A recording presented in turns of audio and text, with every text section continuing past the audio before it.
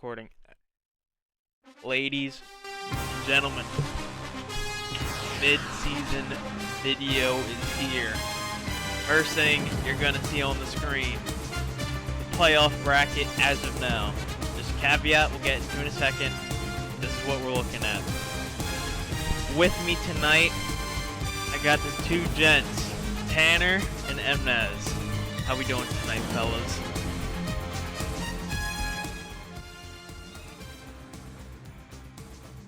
I'm just saying, after their probably game of the season game, if you look at this bracket, me versus Chris, quarterfinals. Next up, B versus JC. All right. In this other conference of the league, round one, Sal versus Josh, and then last game, Mnaz versus Tanner. This is your playoff bracket as of right now. How we feeling? How we feeling? Especially after you guys just got out of a fucking slobber knocker. How we feeling looking that you guys could potentially play round one in playoffs? Oh. Tanner, are you gonna get first rounded 2 years in a row?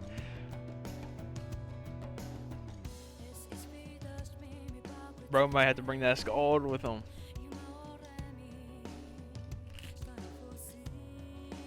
Oh my god.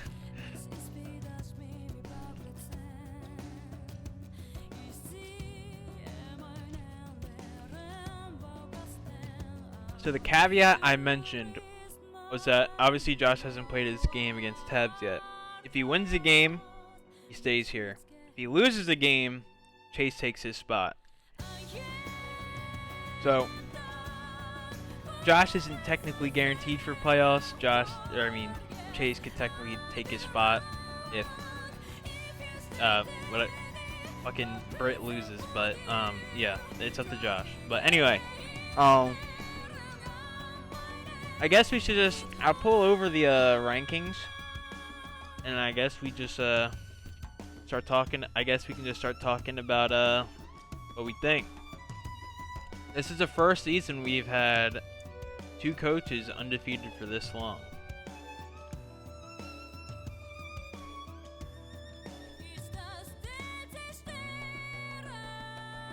Yeah, it do be like that.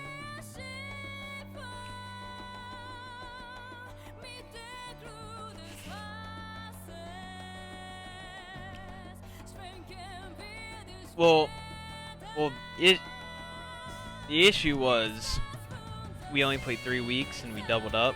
So going into playoffs, we were all 5-1, and then we all lost each other. So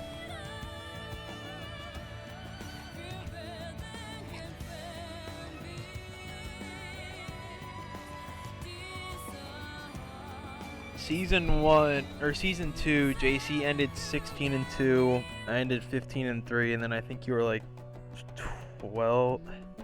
13-5 maybe. I don't know.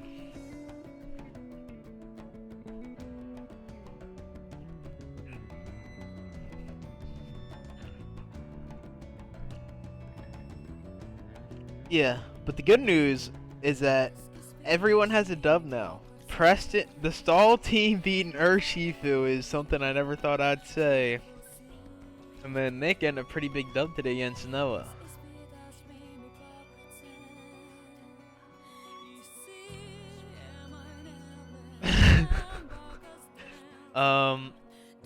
Yeah, I mean, I haven't gotten a chance to watch that game yet, but not only did Preston beat B, but took him to 123 turns, bro. That is insane.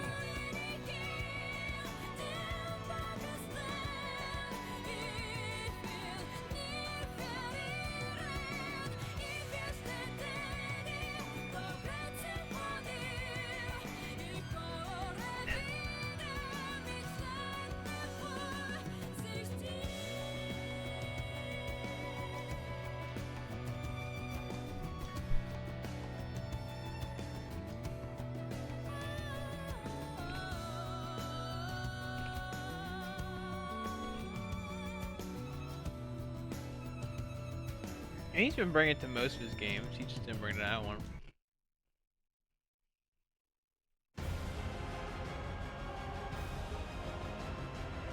I mean, hey, maybe he was worried about the Terror Dark Sucker Punch. You know, never know. But I think Croc. It's a big story for me. Croc started out 0-5, and then 2 big wins in a row. He beat Biff, and then who did he beat this week?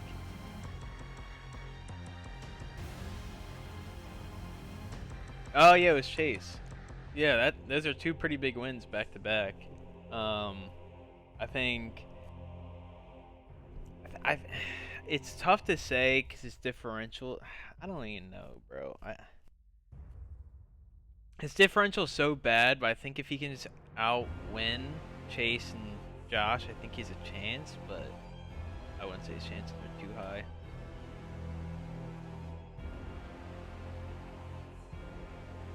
Oh. Brother, the brother insight.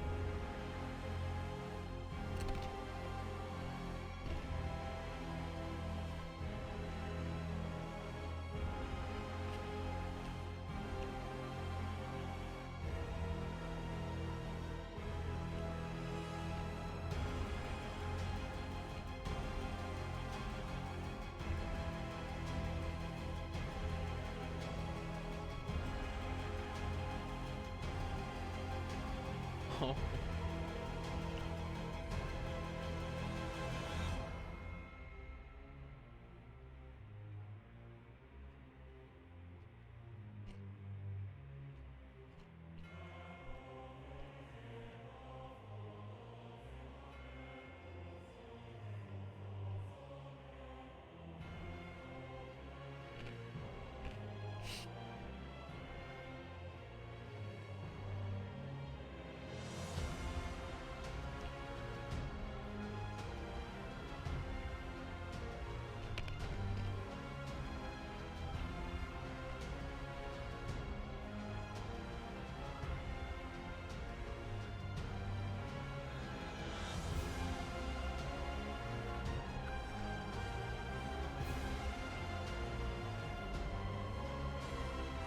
Yeah, I mean, if he loses to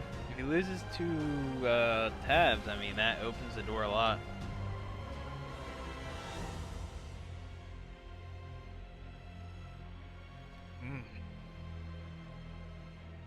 Alrighty. Who's next up on this leaderboard? I guess we have Biff. We kind of skipped over a few. Biff's a weird one because up until his most recent game against Sal, he was making his games very close. Like I think before his game against Sal, he was at 1 he was like 1-5 -9. Yeah, he's 1-5 -9, which getting at 5 losses, having only a -9 differential is actually really impressive. But this loss to Sal really put a lot of bad diff on him. So this is he's pretty much just replicating his season last season, where you win week 1 and then just like lose every game after. I mean, he has Terra Chiyu now. He's been DMing me some trade ideas, so we'll see if he makes any more trades. But I don't think any of the any coaches with single-digit wins. I don't foresee them making the playoffs.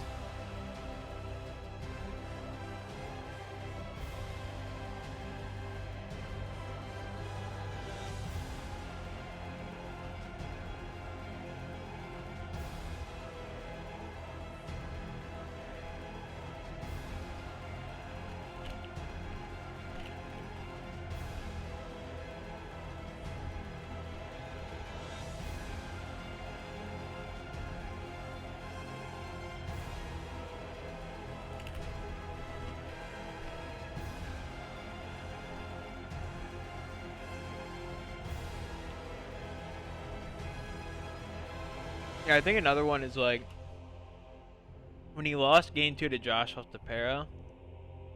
Like, you had him beat, you lost. It's very tilting.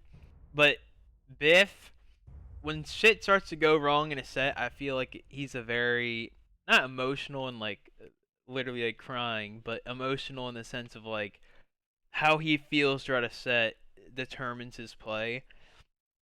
And I think if starts to not go his way, it affects his like play a lot. And I think like because his game against Josh, like if he just locked in real quick, game 3, I think he easily takes that set. That's no discredit to Josh, but Biff was playing really good that set, and he deserved the 2-0. But Pokemon, so I think if Biff can get out his head a bit, maybe make a couple trades to shake things up a bit, because you know, because like I really do like his team, but I don't know. I just obviously it's not working, so gotta figure something out there. Next up is Tabs. Tabs just, I mean, we got. Well, let's talk about first half Tabs here. The first half Tabs, man, just the Flutter Mane curse, I call it now. I mean, man just cannot make that Pokemon work for the life of him.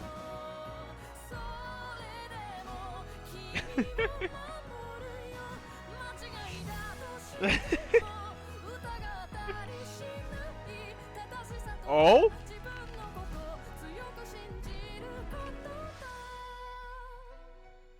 10 kills in 13 games, 8 deaths.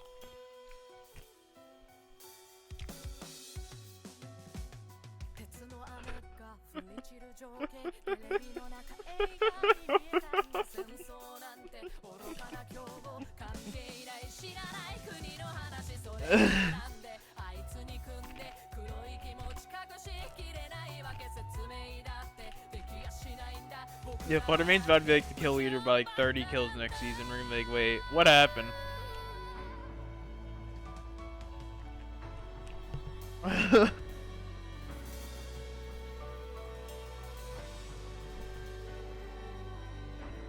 No.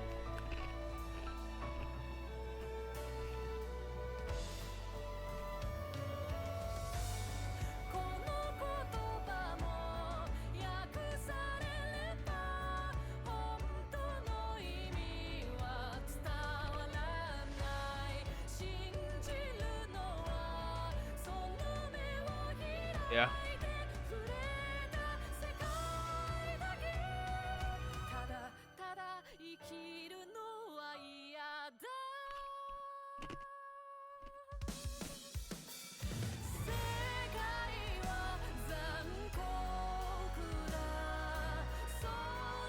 Yeah.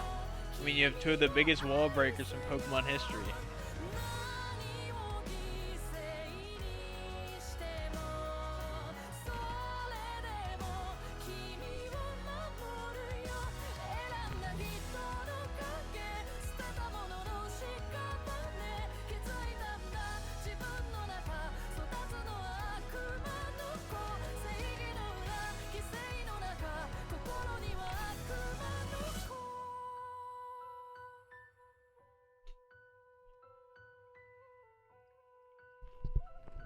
I think that's a perfect analogy.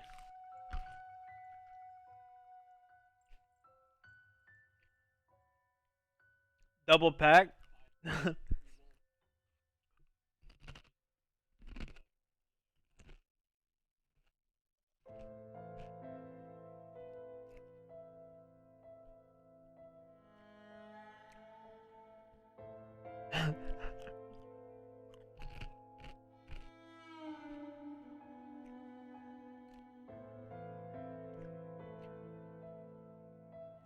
Alright, so that's first half Tabs. Man just traded away literally his entire team, so I'll pull that up now. So how do we feel about the new team? Right off the rip, he went for a lot of just speed and priority. I mean, having Mach Punch and Ice Shard with Weavile and Breloom is pretty big. Brought back the Sticky Web Goat in Masquerain. Weird Ear, I think, is actually Super Sleeper Turtonator. is there. I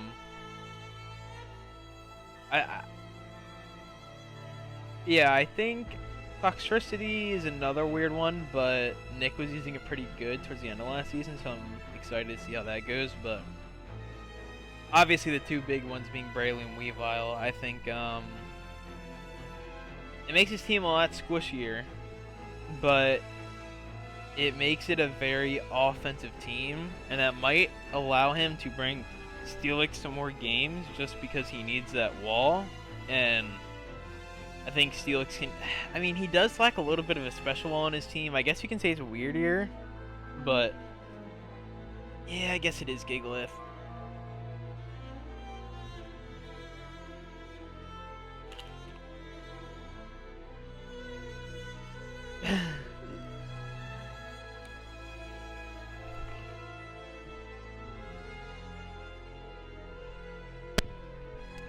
What's Psy Shield Bash do? Holy shit.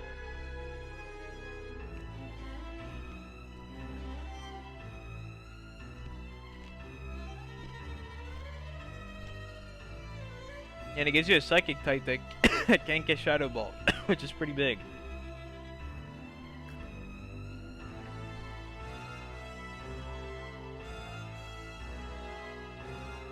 Well, he preserves the Intimidate with Masquerade. But like his team now is literally just there's no switch-ins. Your switch-in is taking 50% on switch-in minimum.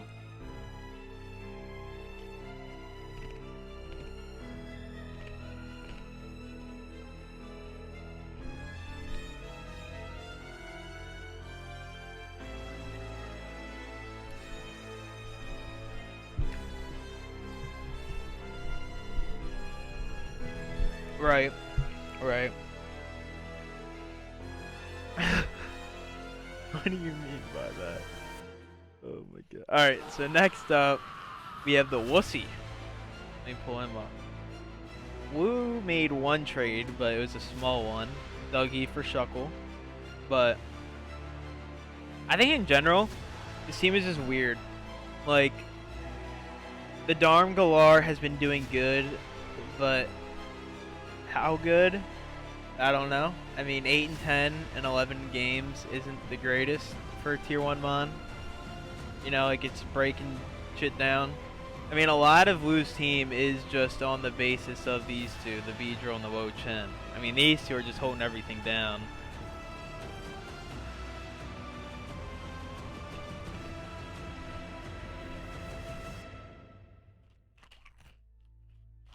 Yeah, I think the issue is just people recognize, like, obviously a lot of people haven't really played before in this league, and especially not back in the day, so like a lot of people just don't know about Suicune. But now that people are awakened to Calm Mind Rest Sui, it's like the first thing people prep for when they play Wu now, and it's just like it's hard to get that to work when everyone expects it. But I think in general, I think Wu's been having like an okay season. Personally, if I had a mon like Cyclozar, I'd just bring it to every game, just spam Shed Tail. Because I said this at the beginning of the season, and it's just true with his team. But Wu's team is the most annoying to face because every time you click a move, the thing that you're trying to hit isn't going to be in. Because Beedrill's U-turning, Jolteon's Volt switching, and Cyclozar is fucking Shed Tailing. So you literally need to make non-stop predictions against Wu's team. And like to an extent, he's been kind of doing that with Jolteon and Beedrill, but having the trio there would really make it difficult. Obviously, Hazards become an issue, but you have Cyclozar and you have Skarmory, so like you have ways to deal with it. But in general, I think I think the Terra Psychic on Wo-Chen is interesting, just to have like a bulky Psychic. But I think if you were to change it to something that's not weak to bug, so people just don't just spam U-turn on you, would be pretty big. Like maybe you make it like rock or poison or something. But yeah, those are my thoughts on Wu right now.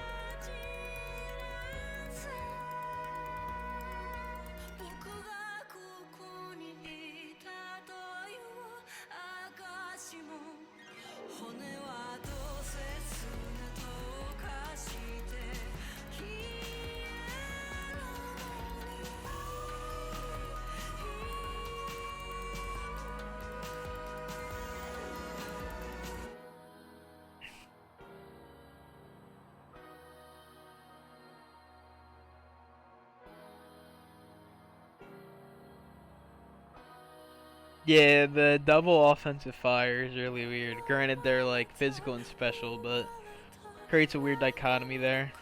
And then, like you said, like as a special attacker, Jolteon has just been doing way more than Typhlosion has.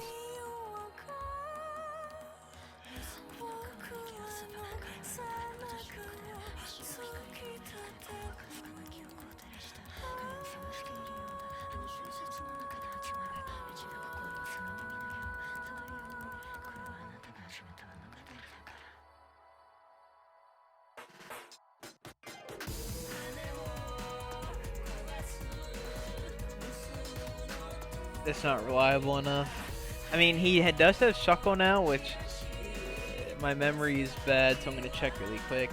Okay, so it doesn't get Toxic Spikes, but I think if Wu were to... I mean, I was expecting this coming into the season, because well, you're never using Beedrill for Toxic Spikes, but I think if you were to pair something with Toxic Spikes on this team, I think this team becomes a little bit better, just because with the constant momentum and with Hisuian Typhlosion in the back, creates a lot of pressure.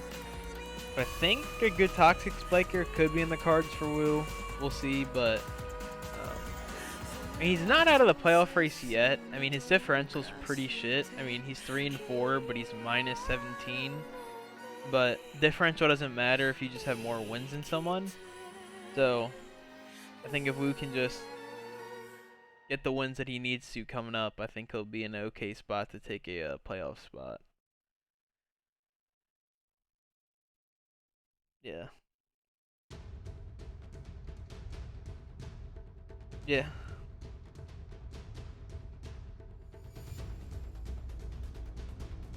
For sure. Next up, the dog brother already spoke a bit. We got Dog Chase. Like we said earlier, I mean, if Josh loses to Tabs, I mean, Chase is in playoffs as of this moment. But as of right now, it's in the air. But Chase, probably one of the best seasons he's like start to a season he had. I mean, 3-4 is like not bad. I mean, 1 win away and you're at a winning record. But for me, the weirdest thing about Chase is Drill and Infernape have only come to 2 sets this entire season, and I think that's crazy. I think the lack of a high, like, these are 2 tier 2 mons. Well, Drill's tier 1, right? Yes. Yeah. So the lack of high tier pressure on this team is crazy. Because I mean, Manaphy, Dracozolt are like doing all the damage, and then you just have Infernape and Drill there. And I think he should just get rid of them at this point. Because I mean, if you're not going to use them, it's just dead weight. And I mean, his most recent set against Croc. I mean, the fact I always spout this for mons that can do it because it's so valuable in a draft setting. But Infernape, your base 108 or 104 is special attack and attack. Why was there no hidden power ice for the Gligar? Why were you not Terra? I mean, I can see the reasoning behind Terra Electric because you can let other things take care of the Gligar, but not letting Dracozolt just hit everything kind of feels bad. But yeah, I mean, offensively, this team is just on the backbone of Dracozolt and Manaphy. And I think if he trades the Infernape and Drill for things that he can get value out of, Nidoking, I mean, maybe things just start going crazy for him. But I think that's the biggest issue with this team is those 2 mons.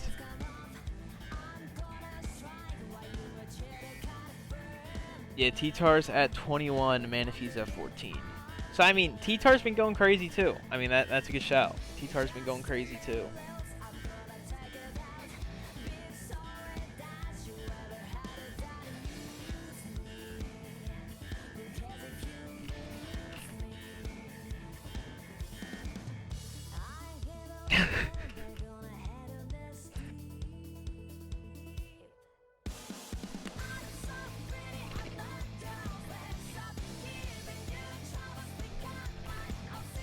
I think just for the sake of playing Tabs, I think it's fine.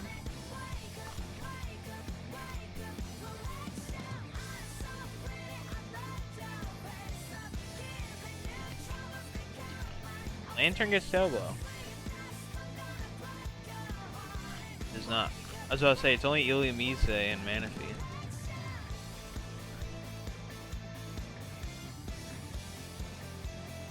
The only ones that get Xurkitree, Volbeat, and Manaphy is the only three. I was wrong. Fuck these bugs, man. Fuck the bugs.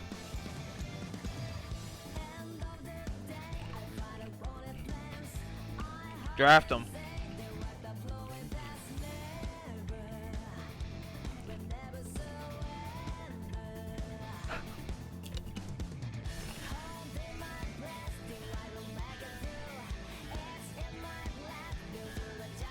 I mean, when he had it season 2, it was doing a lot, but this season, I mean, it's just, like you guys been saying, it's just not been doing anything.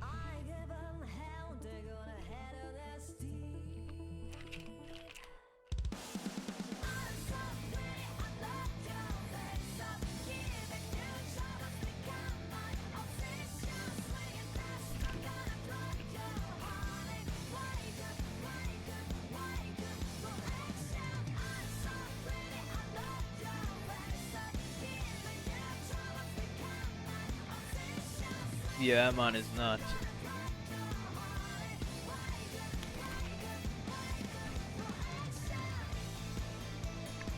Oh my god.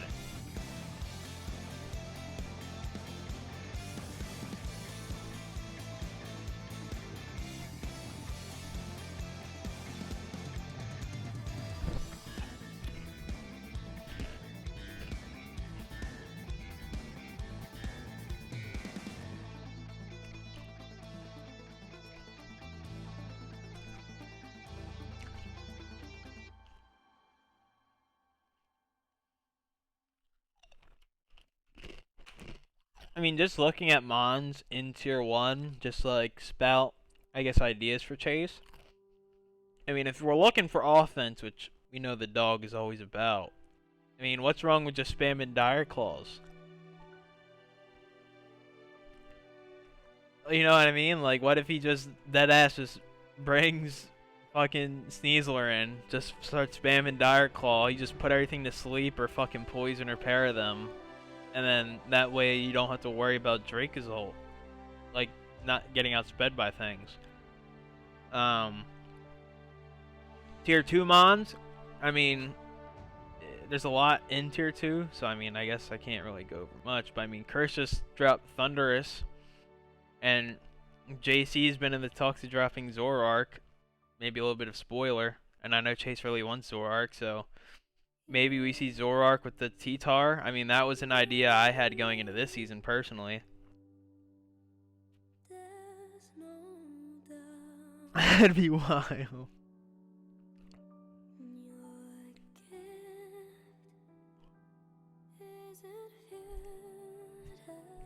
He's been a very core member of his team.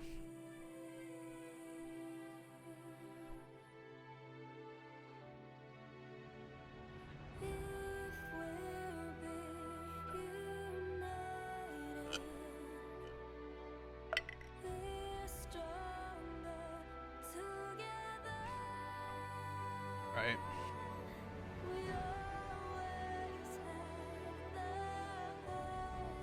4 seasons in a row, I'd hope he would.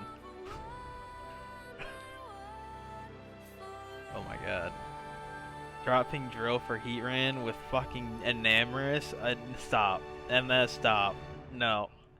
Bro, we're moving on. I'm not seeing Enamorous Heatran on the same team. Where's the other Brit? Where's Noah?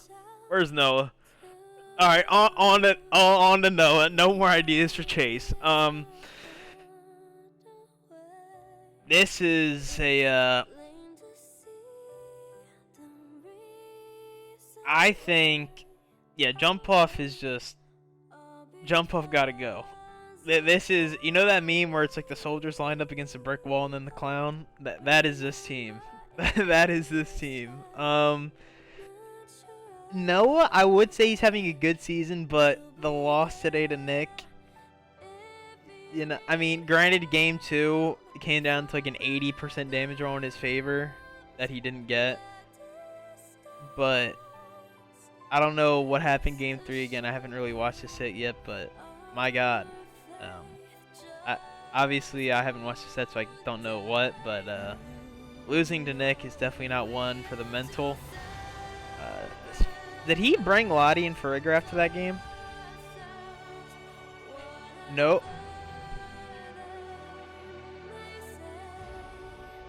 Alright, so I can kind of understand Lottie because of the Lele, but how did Farigiraf not pop off in the Psychic Terrain?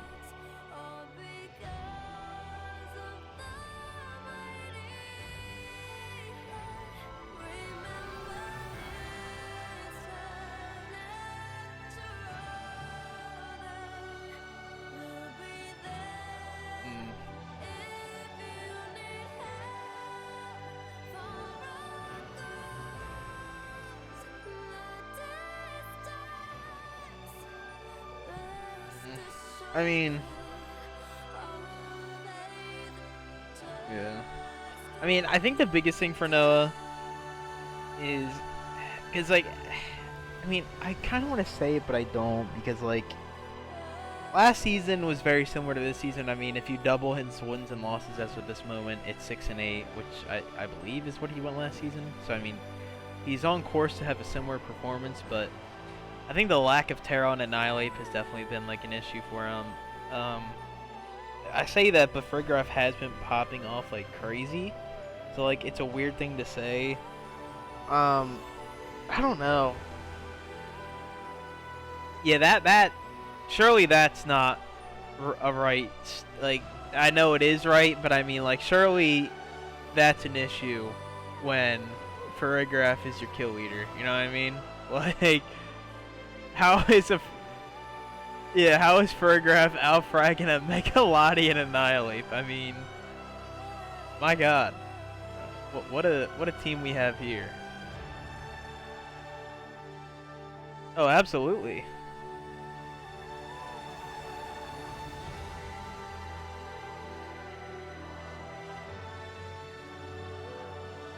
To be fair, you were week 1. You got fucking blasted by that shit out of nowhere.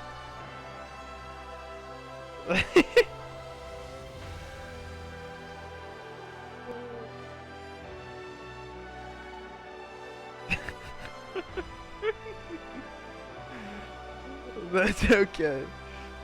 Oh my god. Alright, yeah, so for Noah, I mean, I don't know. I mean, he's one game behind Chris. So Chris is 4-3 at -3. Noah's 3-4 at -3.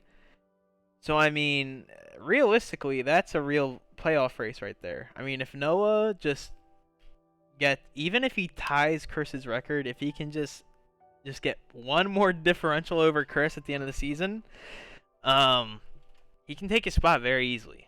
And I think that's scary for both of them. I mean, I think it's scarier for Chris than it is for Noah, but I think that's a very big thing to be stated.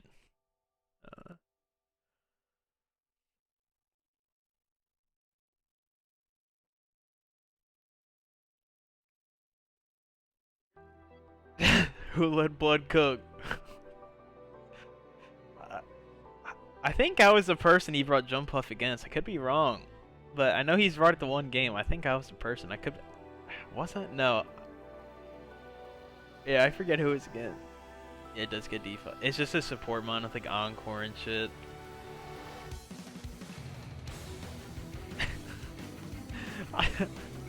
Alright, so no, trade away the Jump Fluff and you got a bright future ahead of you, man.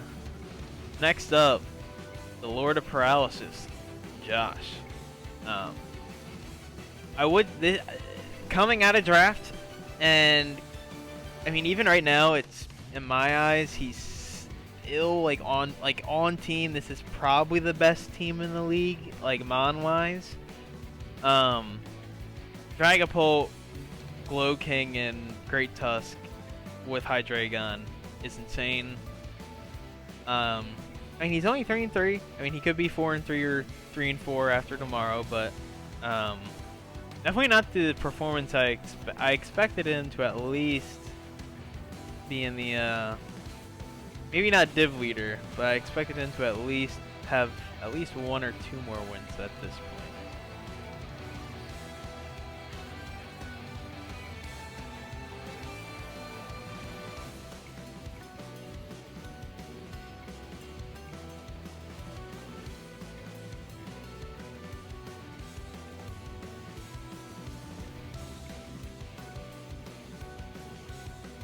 Yeah, I think that's the biggest issue. I think his issue is he's accustomed his entire team to one play style, and people just now know that. I think that's becoming an issue. Bro's bringing Hexpult to every game, bro. Like, this is incredible.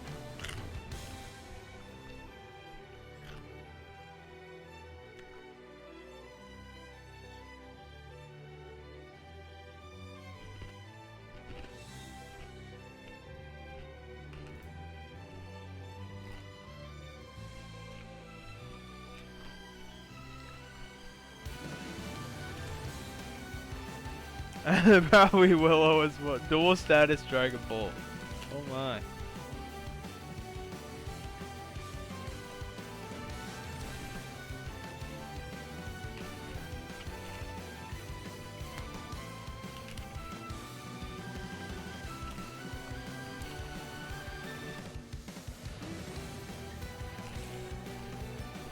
He saw MNAS bring it to finals. Like, I need some of that.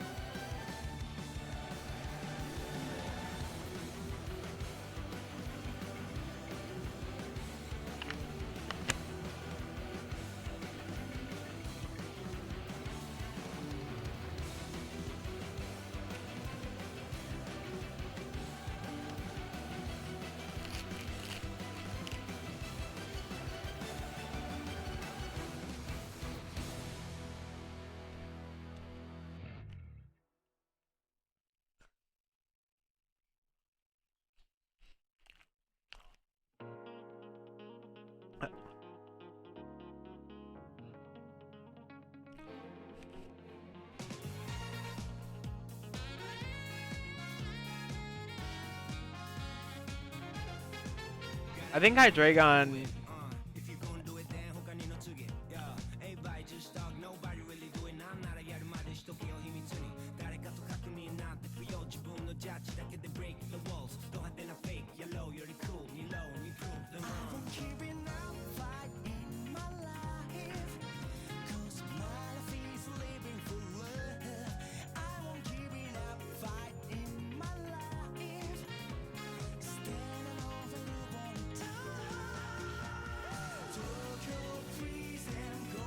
I think Hydreigon having the ground immunity with the Ghost Resist is like the biggest thing. I mean, he even said it in his draft recap that this is more of like a defensive plug for him than offensive. But my thing is kind of like what I said earlier and kind of what MS said, like, he's just playing too one-dimensional. And I think the moment he starts switching it up, he can actually start doing things. I mean, he's been spamming status with like Sableye, Rotom, and like Dragapult, but maybe you run T-Spikes on Slowking one game. Maybe you don't run status at all one game, and then when people bring like 8 Lumberries, they feel stupid. I mean, I don't think we've seen a mixed Pult set this whole season. I think we've seen Specs a few times for Specs Hex. Definitely have not seen any banded sets with Dragon Darts. Yeah, I think he's just playing. I think he's just too open with his strategy, and I think he needs to change it up. And I think this team can offer that for sure. Alright, next up, we have Chris. Which kind of like Tabs, we talk about first half Chris and then second half. So first half Chris, I mean, I think, compared to last season, definitely a bit of a stinker season comparatively. Because, I mean, last season he ended 11-3. He's now 4-3. So, record-wise, he's already tied the amount of losses he had all of last season. But, I mean, still a good season. I mean, he's in the playoffs as of now. But the Ludicolo trade I don't care about. But dropping Thunderous and Low Kicks for Zarude and Honchkrow is interesting. And then getting concursion with Terra, now Terra Electric Spectrier.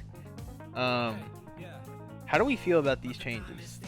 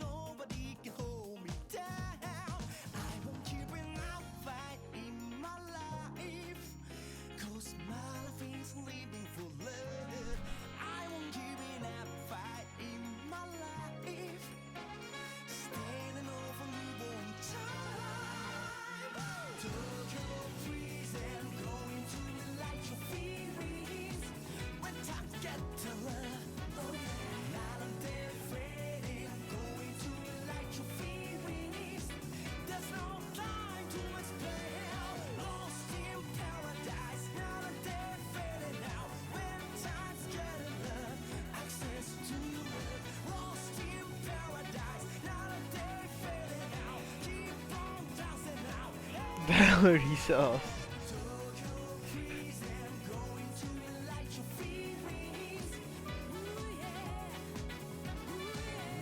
Yeah, Prankster Rain Dance.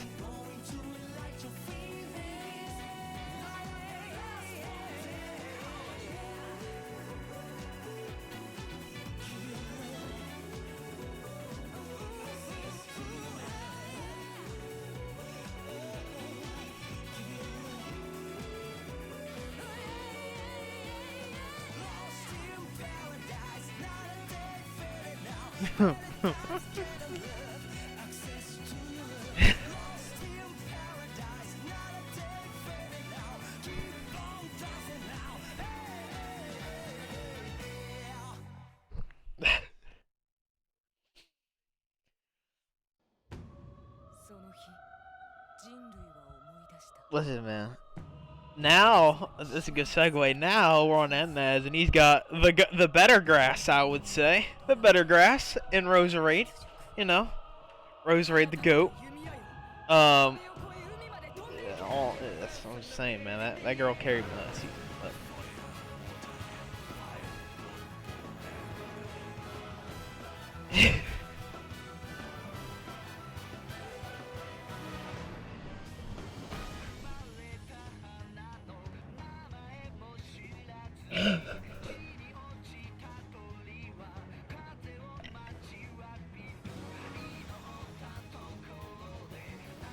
Listen, man. Coming in on Draco Meteors and Dragon Claws is nice.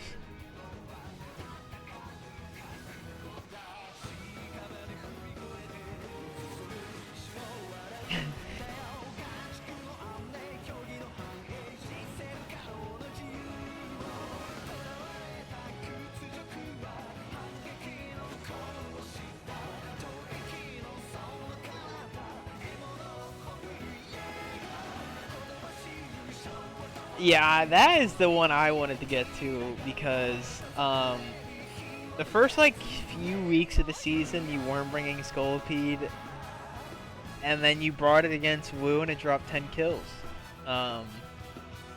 And since then it's just been carrying.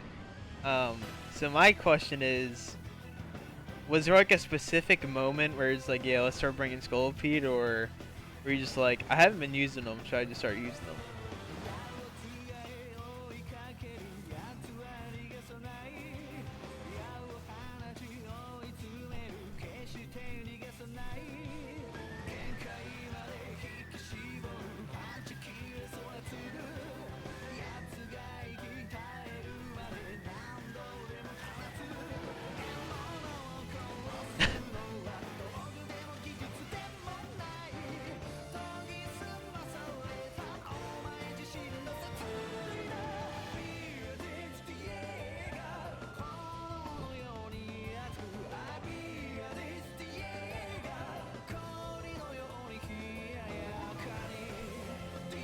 brought it to 4 games, so.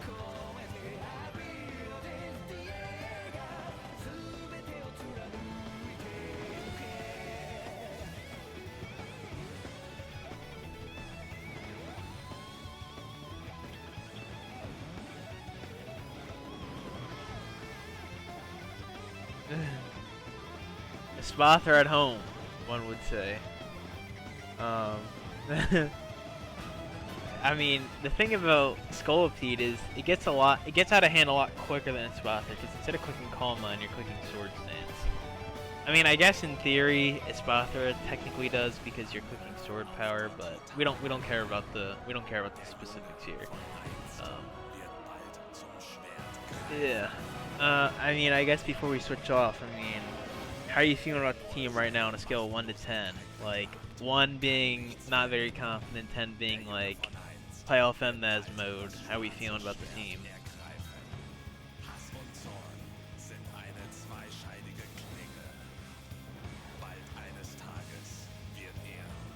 Yeah.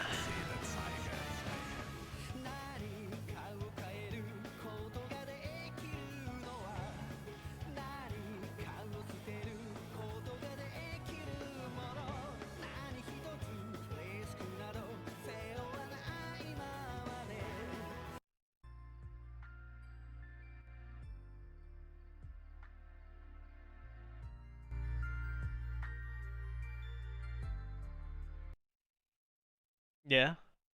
I mean, the biggest one to me, and I guess most people, is the Vanillux.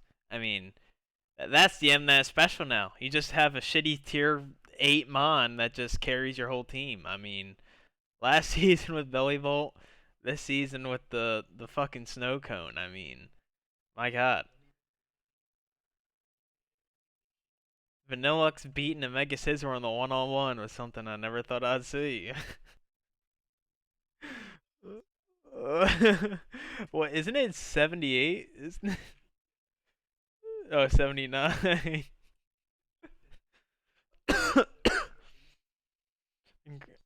Incredible, one would say. Isn't it faster than Metagross? No, oh, it is. Wow. What's... It's also a pseudo. So oh, boy. Volcanion's 80, right? Oh no, it's also 70. Oh my heavens. Alright. You learn something new every day. Yeah, Volcanion's been... Yeah. I mean, on paper, when you look at the team, first thing you look at is Kieran Black, but, I mean... I think Volcanion... I said it in the chat earlier, but I think Volcanion's been giving people more issues than the Kieran has. Which is kind of crazy.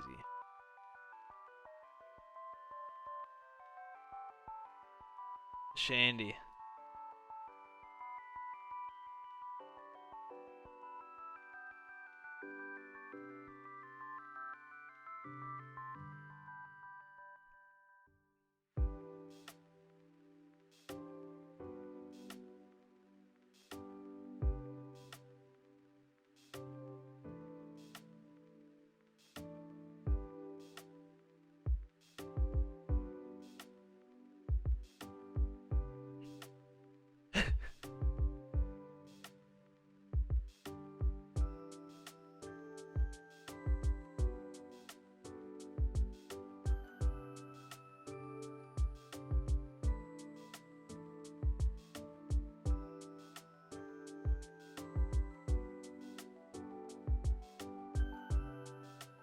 For sure.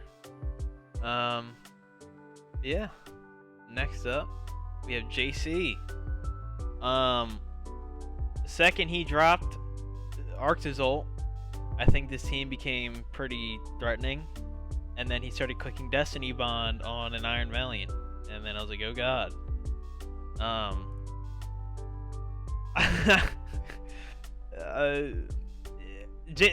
We have the MMS special and making a low tier Mon look crazy, and then we have the JC special and making bannable Mons look like absolute dog shit. I mean, Chi-Yu ended let's see.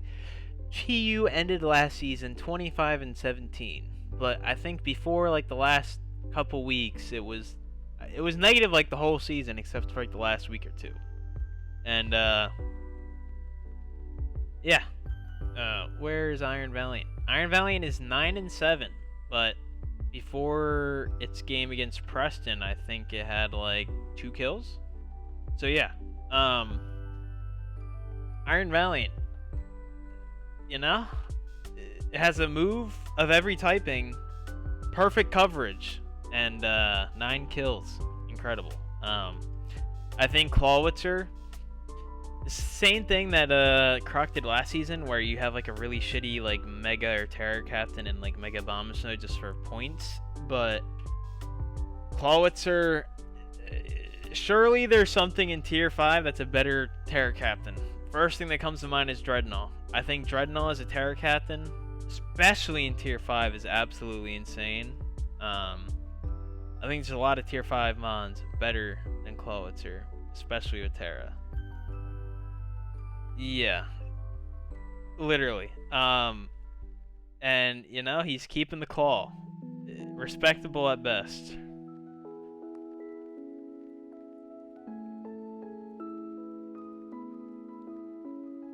That'd be crazy. You give him a quad resist for Mantine with the electric.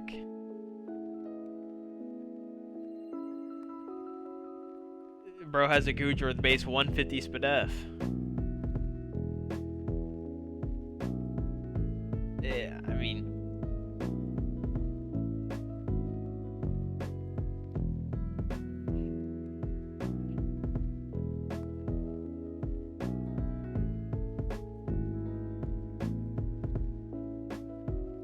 going crazy.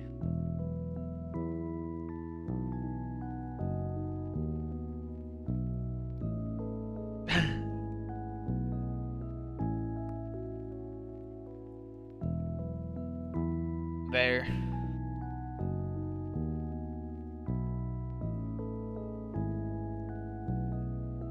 Yeah, the Brett's capping on Mega Pidgeot was a crazy thing when I saw that video from Josh at the beginning of the season. Oh, that was crazy.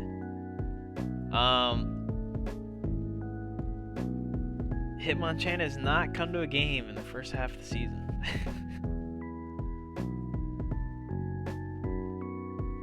No, he's had his only trade this season was Arctozolt for Scizor.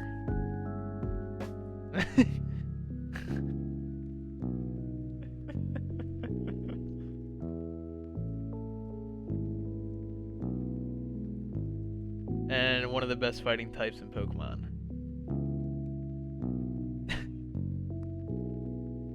Have a place.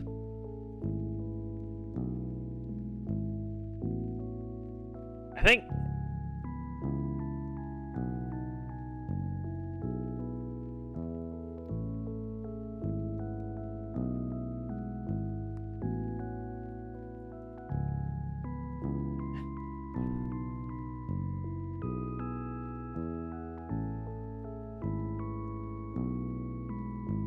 the issue is if he makes Gargus Terror Captain, there's a lot of points on the line. You gotta start dropping a lot, and I think I mean I knew this was gonna happen personally. I was saying it in videos, but Zoroark was being overhyped the hell and back, and for the first like 4 weeks JC brought it to every game, and then it did had 1 or 2 good surprises, and outside of that, a whole lot of nothing. Zoroark, Hitmonchan, and Clawitzer, all dead weight. Even Scizor, he only brought to his game against me. So that's also, I mean, he's bringing the same 4 or 5 mons every week, and I think that's his biggest issue right now, is that people just know he's not bringing certain mons.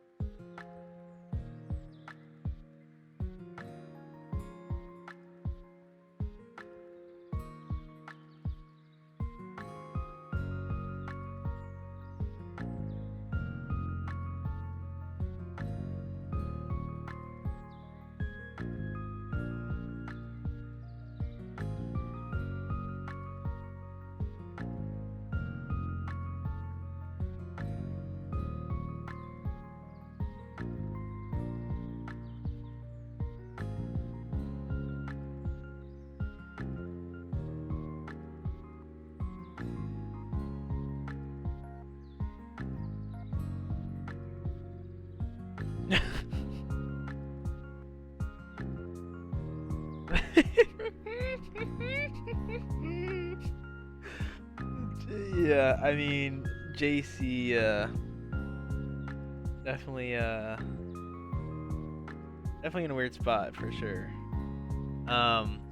Yeah, I think if he just makes trades for mons that he's actually gonna use and starts like diversifying the mons that he brings to games, I think we'll be fine. I mean, that's what I mean. He's only lost twice. And we're talking about it like he's having a bad season. I mean, this is the best season he's had since season 2. So he's having a really good season, but definitely flaws in the gameplay for sure. Flaws in the prep for sure.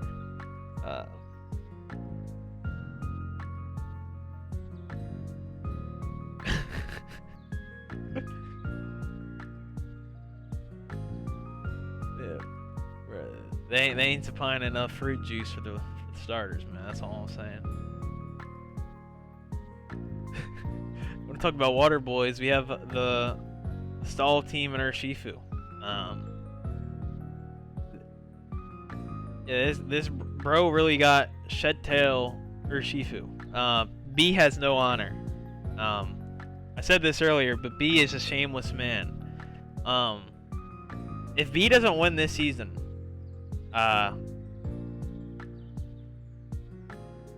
yeah, yeah, I mean, you have the most broken move in the game with the most broken mon that we allow. I mean, if you don't win the season off that, I don't know. I think that's a pretty tough.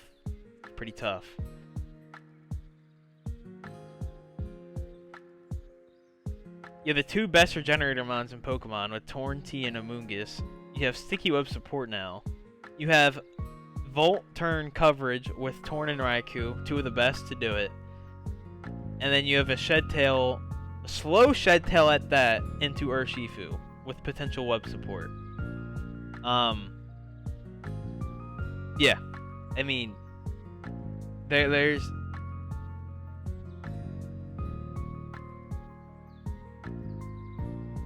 I mean, triple as well if you're not Mega on Altari yet.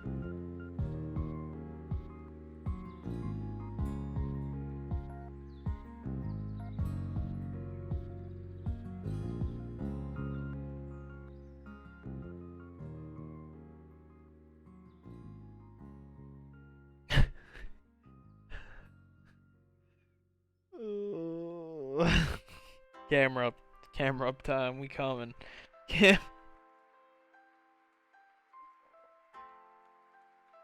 Oh.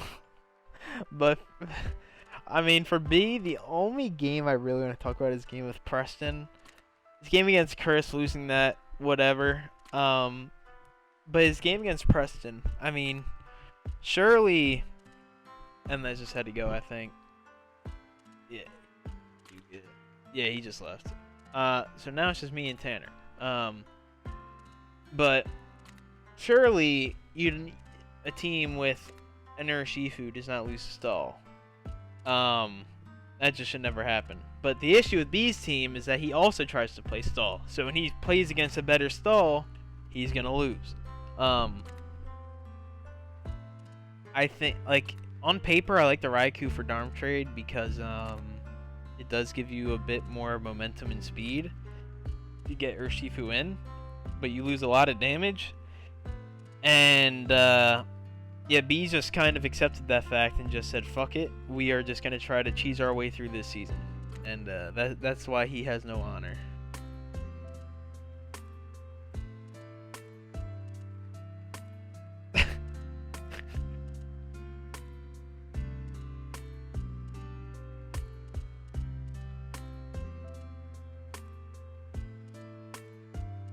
Yeah, all the evolutions got Calm Mind. No, they literally all got it this gen, I think. Pretty sure they all got Trailblaze and Calm Mind this gen.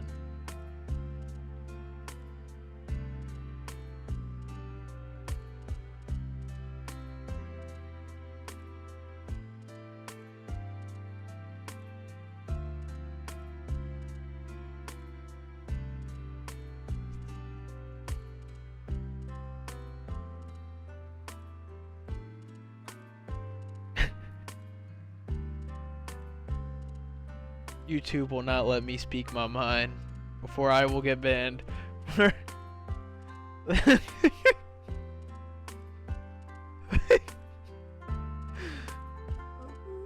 Yeah, moving on. We got the dog Tanner now, and after B's loss to Preston, moved above him in the rankings by one singular differential point.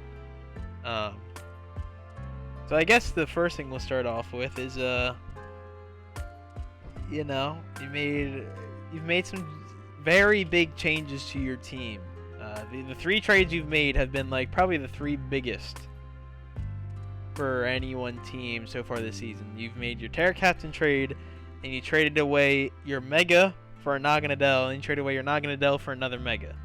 So, how has the first half of this... I feel like it's been kind of tumultuous for you in that sense, where a lot of change.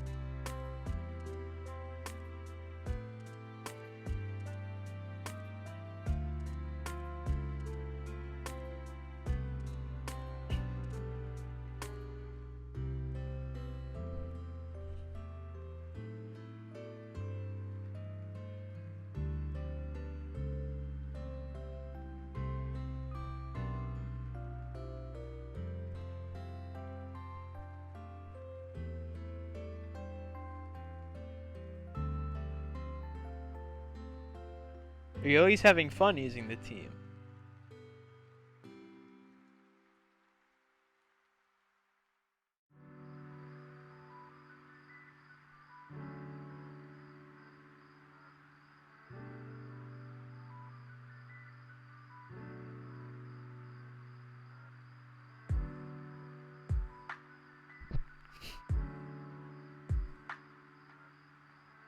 This is your who are you Pokemon for your team? Him and Quillfish or Overquill.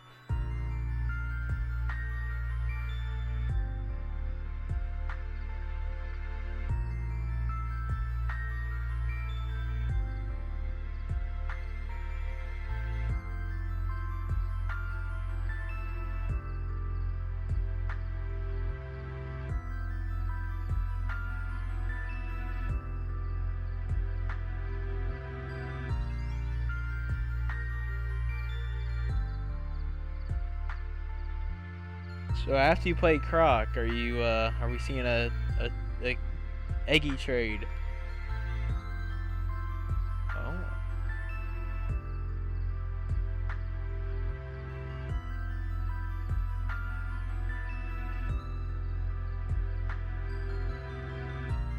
You brought it to 3 games. I mean, you brought it to more than I'm leading on, but I mean, for what it can do. Not super present.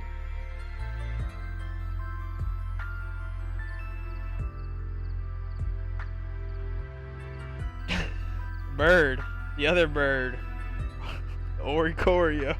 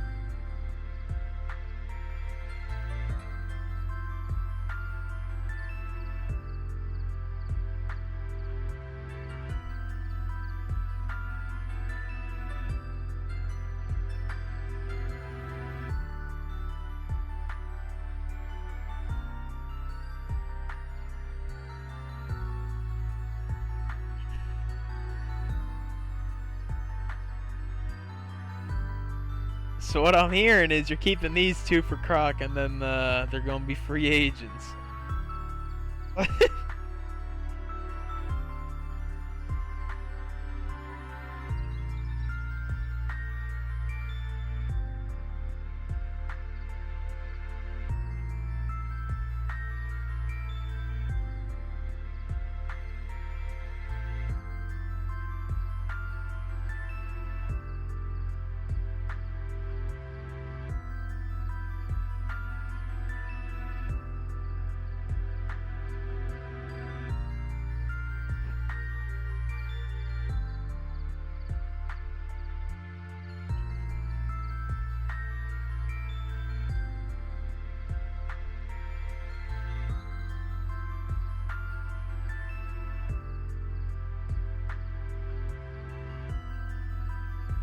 Yeah.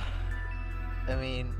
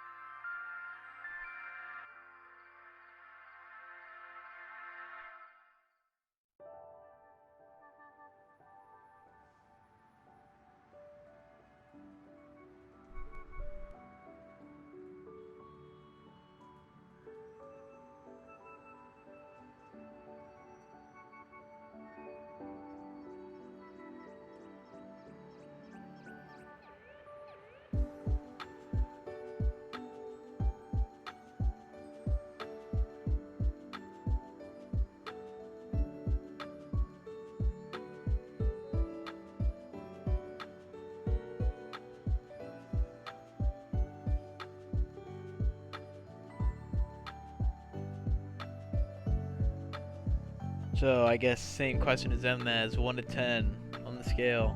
10, you're making it to finals. 1, you go next. Where?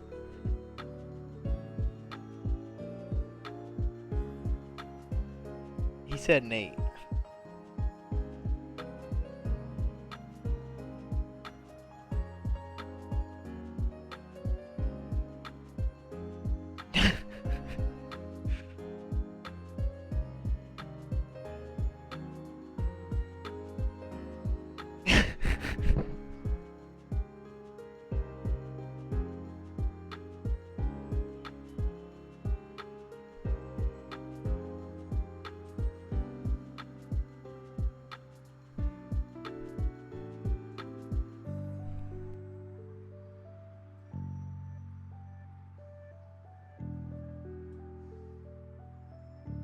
Bozo.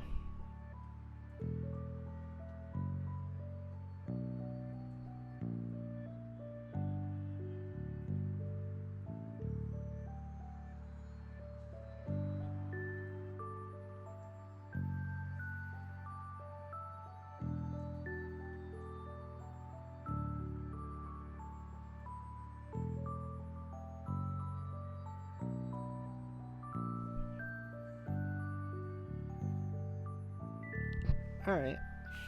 I can respect it. And average it out, you're about where Amnaz is, so.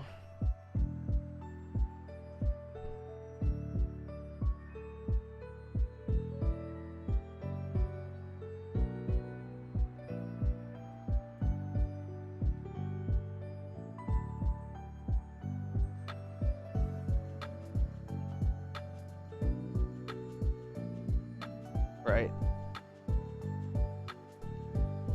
Alright. We'll speedrun this last little bit because you got work in the morning and I got work in a bit. So we'll speedrun the last 2 teams here and then we'll do a quick wrap up. Sal, traded for Nihilego instead of, what do you have before?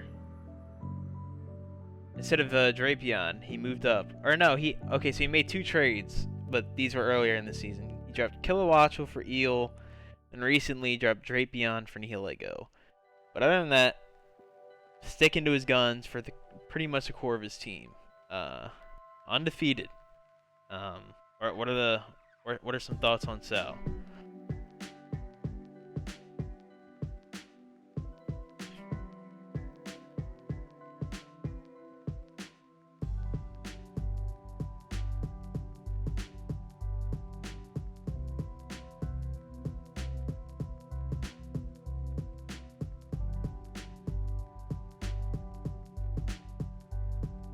I agree.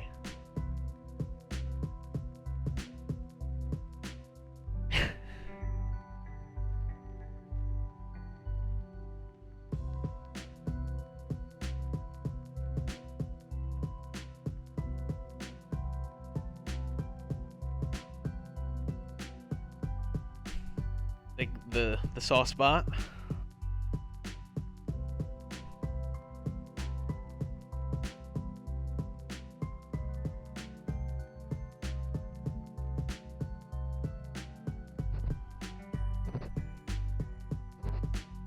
Two games.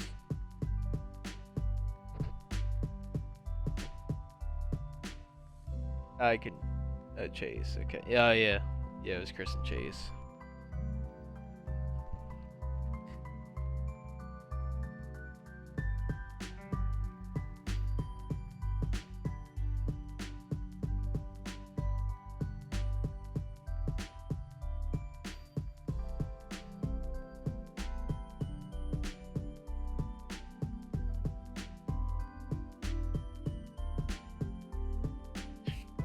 Yeah, like you can just sit in front of things like Eel or Florius and just he can't do anything.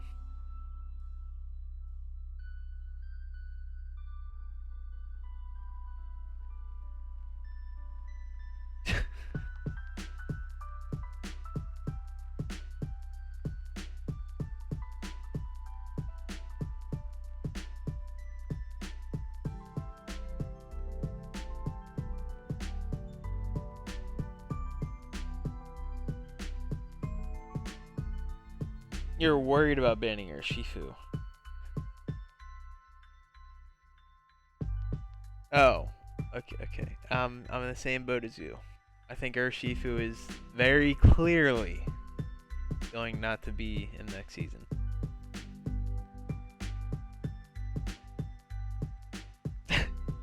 Or no, it's DEFCON 1. It's DEFCON 1.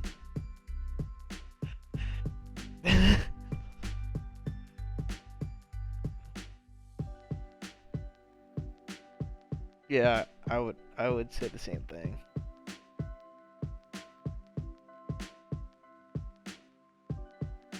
You play Sal. You play Sal.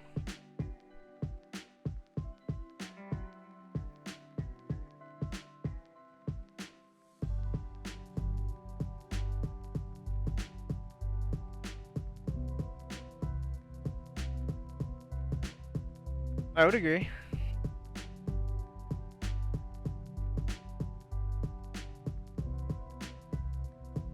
Oh.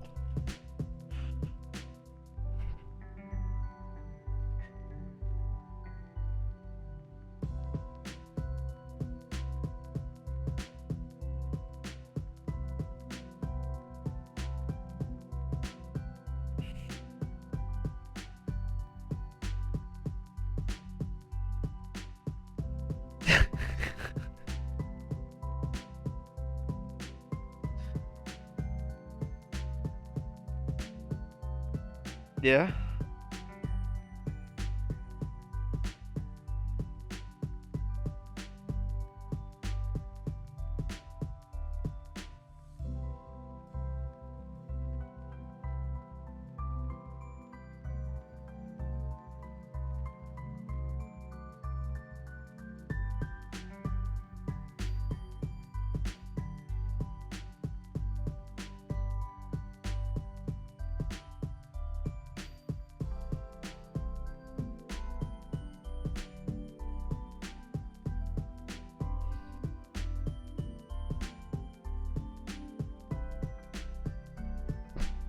The real question is, obviously you play him, but outside of your game, because obviously you think you're gonna win that. Obviously, do you see him losing to anyone else?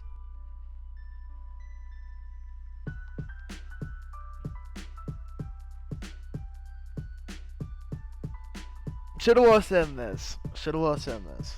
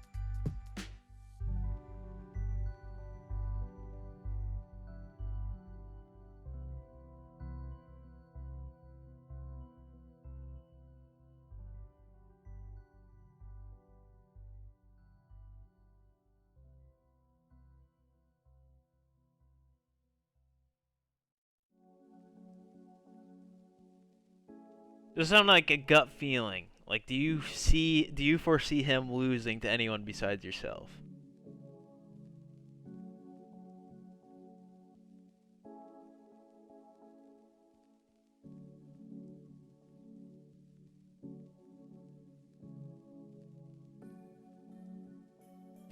Okay, we like that.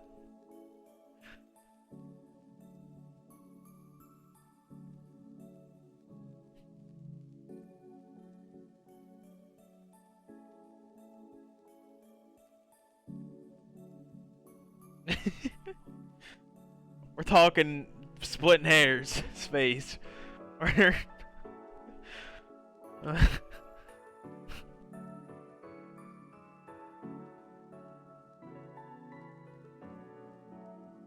Yeah.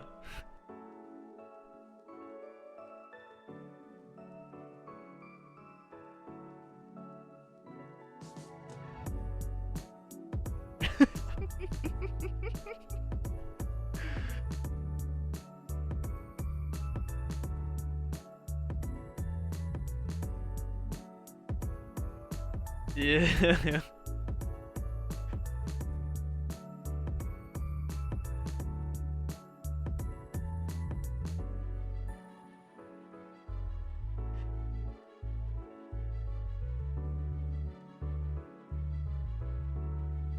No, he doesn't play me, JC, or anyone, but he plays everyone else in the league.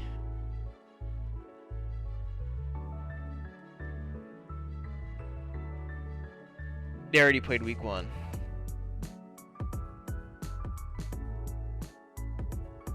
Oh, okay.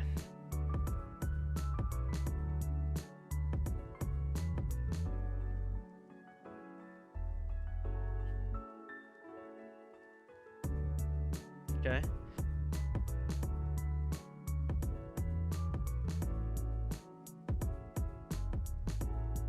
Alrighty. And to finally finish off this marathon of a video, your boy, also undefeated. I guess to kind of sprazz my own team. This is like the first time I've never really made a trade in a season, and I intend to keep it that way. I think I basically drafted everything I wanted, and I think it's been working well. Obviously, the only thing being trading off the grass Glim for the Fairy Gambit. This was always in the cards from the beginning. I was always going to Terra Gambit at some point. It was just a matter of when do I pull the trigger, and when you face off against a Megalopunny and a Terra Fighting Spectrier, that would be when you pull the trigger.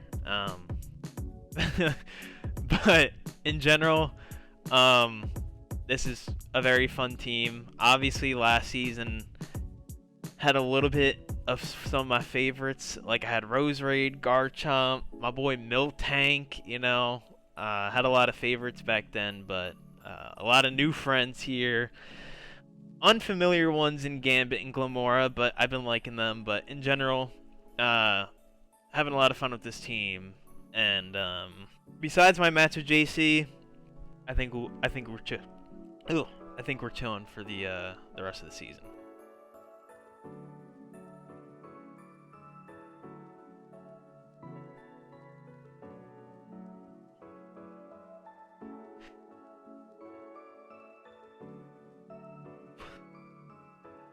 I would say on scale of winning a chip, I would say a 9, and that's literally just because B's team exists.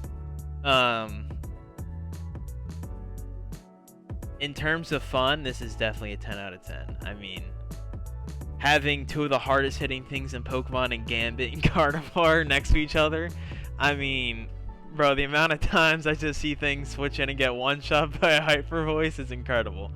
And even some like the lower tier stuff, like seeing things like Araquanid and Dunsparce just fucking wrap teams up and put them out. I mean, doesn't get better than that. So, I'm having a lot of fun with this team. But sir. All right, absolute last thing. And then we're ending this because it's getting very late. Um, there's one team in playoffs that you could see overtaking another person. Who would it be?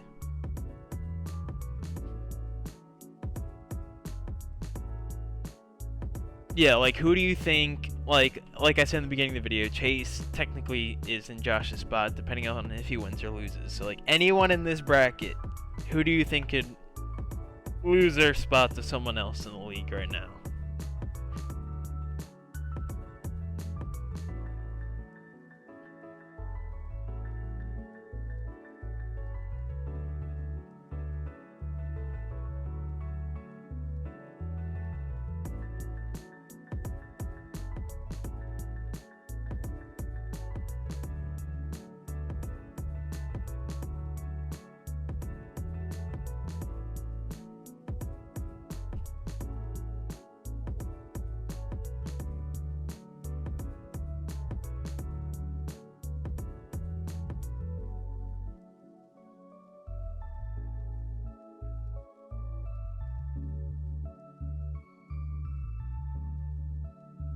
Sal's div leader, but Emnez is above Josh by a game.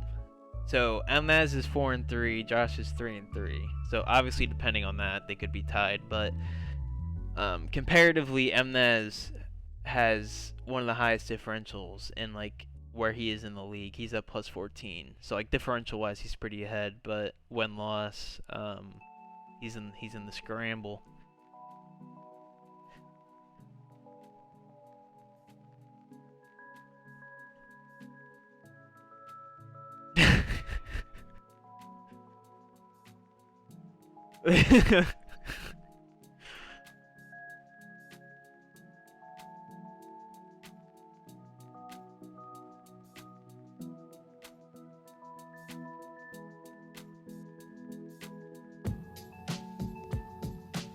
Fair enough.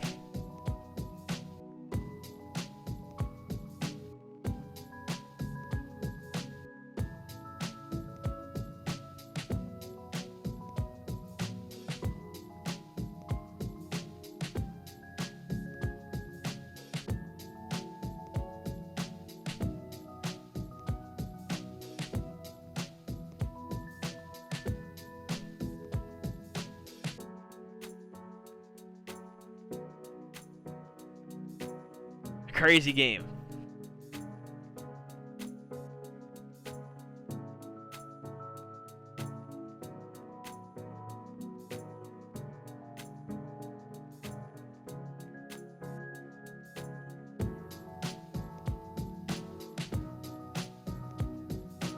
Oh no, we're not getting the bracket. It is too late for that. It is too late for that.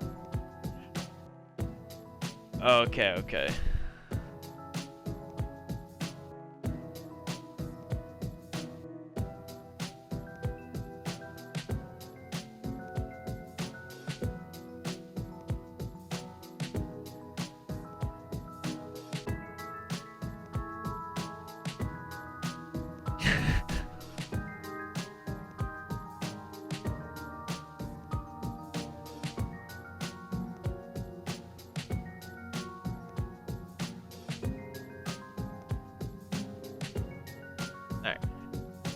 Alright, to wrap this video up real quick, I'll say Sal's beating Josh.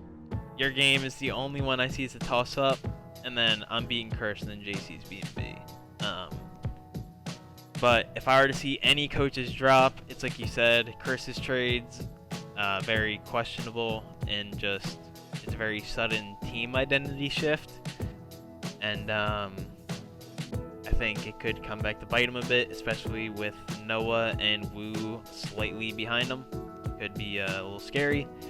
And then Josh, realistically, the only thing he has to worry about is Chase, and I think he's fine. So as long as he just stays ahead of Chase a bit, I think we'll be good. But it's really I think the other 6 coaches are pretty. I think we're pretty set on playoffs. But that is going to be that. That is a hour and a half in the books. Tanner has work in the morning, and I have work in 15 minutes. So we're going to get on out of here. Any last words?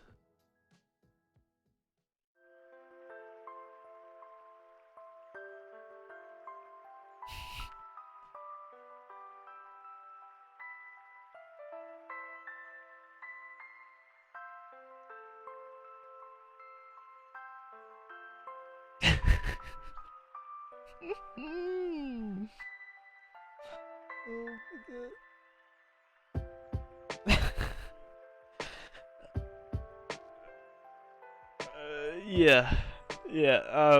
We're getting out of here. I'll probably make another video tomorrow or something, but yeah, we're gonna get on out of here. We'll see y'all later.